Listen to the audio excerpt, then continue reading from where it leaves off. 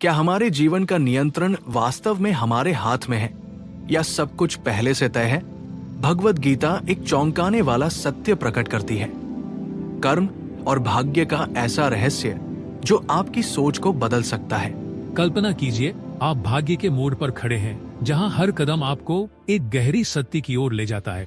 भगवद गीता में भगवान श्री कृष्ण हमें जीवन की परम यात्रा में मार्गदर्शन करते हैं, जहां ज्ञान, भक्ति और आत्म साक्षात्कार के रास्ते खुलते हैं। क्या आप तैयार हैं इन अनंत रहस्यों को खोलने के लिए? तो आइए कृष्ण के उपदेशों की शुरुआत करते हैं, अध्याय 10 से, जहां दिव्य रहस्य आपका इंतजार कर रहे हैं। अध्याय 10, दिव्य रूपों का दर्शन। क्या होगा अगर आपके जीवन के हर अद्भुत क्षण, सूर्यास्त की सुंदरता से लेकर महान मस्तिष्कों तक, दिव्य रूप का प्रतिबिंब हो? आजकल हम भौतिकता में इतने खो जाते हैं कि हम दिव्यता को महसूस करना भूल जाते हैं। अध्याय 10 में कृष्ण हमें ब्रह्मांड में दिव्य रूपों के अनगिनत रूपों का खुलासा करते हैं। यह केवल दर्शन नहीं है, यह एक ऐसा तरीका है जिससे आप साधारण में भी असाधारणता देख सकते हैं। क्या आप महसूस कर पा रहे हैं दिव्य मौजूदगी को जो आपके आसपास हर चीज में बसी है? अध्याय 11, विराट रूप का दर्शन। क्या होगा अगर आपको वह दृष्टि दी जाती है जो ब्रह्मांड के अस्तित्व के हर पहलू को खोल देती है? एक ऐसी दृष्टि जो आपके इंद्रियों को चमत्कृत कर देती है। आजकल हम अपनी छोटी समस्याओं में इतने उलझे रहते हैं कि हमें समग्र सत्य का बोध नहीं हो पाता।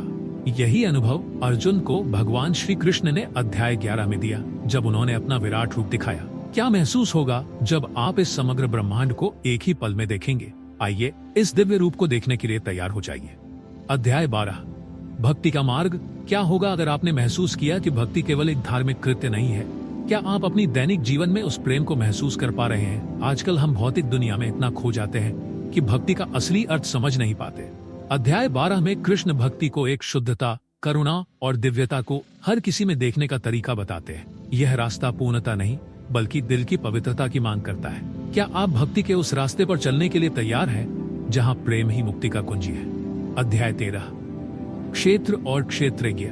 क्या होगा अगर आपको एहसास हो कि आपका शरीर बस एक अस्थायी वाहन है और असली आप तो परमात्मा का साक्षात्कार करने वाला आत्मा है? आजकल हम अपने शरीर को ही सब कुछ मान लेते हैं और आत्मा की वास्तविकता को समझ नहीं पाते। अध्याय 13 में कृष्ण बताते हैं कि शरीर क्षेत्र है और आत्मा क्षेत्र है। इस ज्ञान से हम अपने शरीर से परे अपनी असली पहचान को महसूस कर सकते हैं। क्या आप तैयार हैं इस अद्भुत सत्य को समझने के लिए? अध्याय 14, 3 गुण।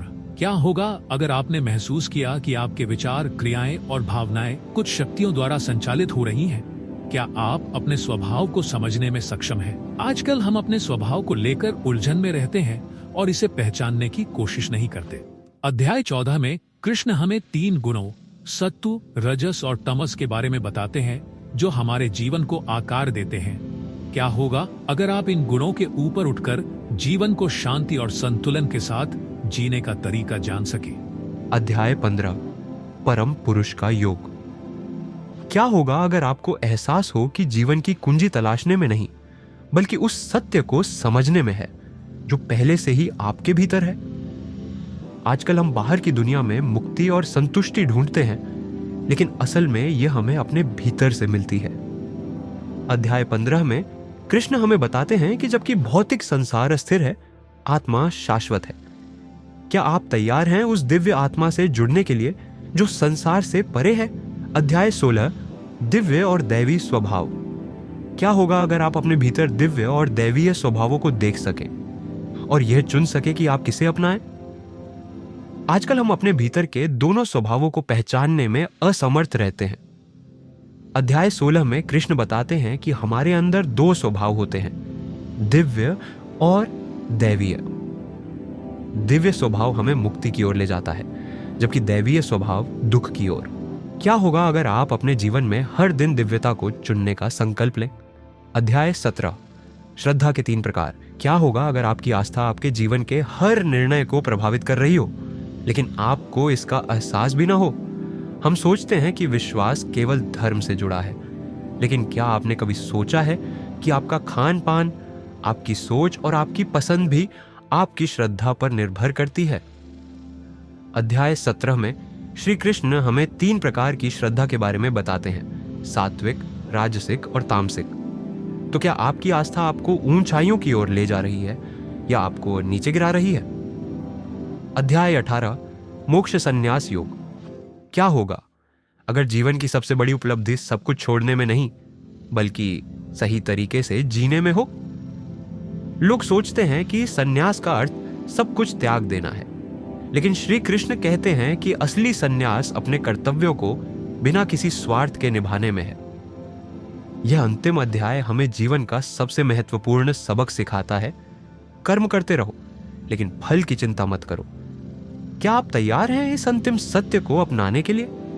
तो भगवत गीता के इन अद्भुत उपदेशों को समझने के बाद एक सवाल उठता है, क्या हम इन्हें अपने जीवन में अपना सकते हैं? श्री कृष्ण ने जो ज्ञान अर्जुन को दिया वो सिर्फ युद्ध भूमि तक सीमित नहीं था, बल्कि हर व्यक्ति के जीवन के संघर्षों के लिए था।